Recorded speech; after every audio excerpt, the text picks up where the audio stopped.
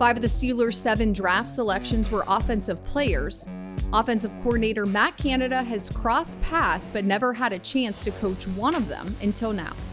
So, obviously I'm excited about the new players coming to the offense, but certainly, it's always about our team and Mr. Colbert and Coach and Mr. Rooney made a great bunch of decisions, as they always do. But we're excited about the new pieces coming to our offense for sure. It's been obviously talked about. I've known Kenny, again, from recruiting process, years ago, and probably watching Kenny mature from afar, but just Kenny's probably calm, cool approach to the entire process was something that I wouldn't say I learned it, but it was good to see. Everything you see from afar was true. And, again, I've known him for a long time, known his family, so I had a great background of who I think and who I knew he was. But watching him go through all this was fun to watch, and we're certainly excited that he's going to be part of our organization.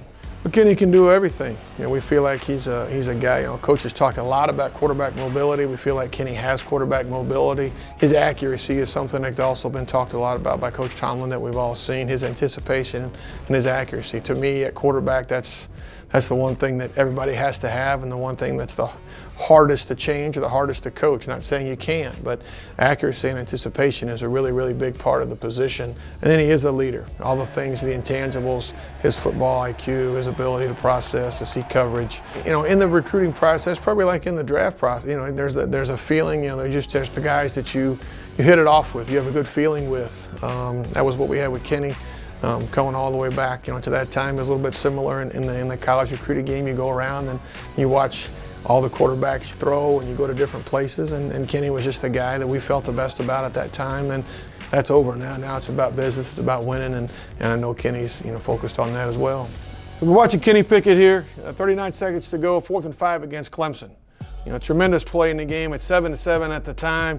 A huge game for Pitt, who obviously went on to win the ACC championship. Kenny does a great job looking through the coverage right here. The safety's coming down to somewhat bracket his inside receiver. And as you watch Kenny's eyes, Kenny does a good job looking outside. The wideout does a great job setting up the defender, looking like he's going to run a corner route to get him flipped.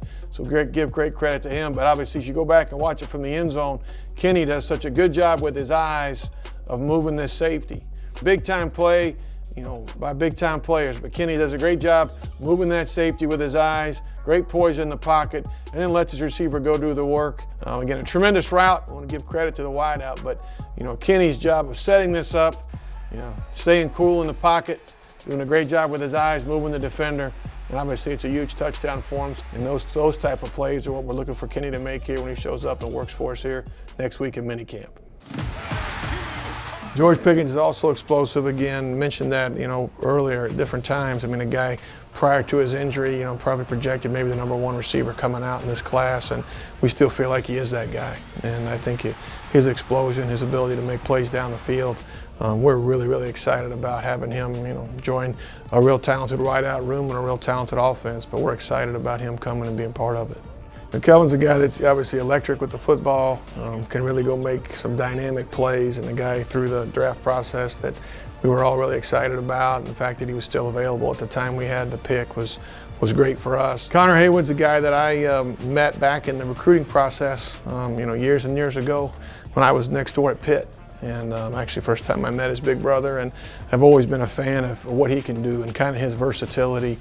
I'm really, really excited. We're really excited about having him as part of our organization and part of our offense. Chris is obviously a quarterback that's coming in that we actually brought in on a visit and got to know him a little bit. Had great success. I moved around a little bit, but had great success last year, and a guy that we were, intrigued by, and we're excited to have him come into camp and watch what he can do.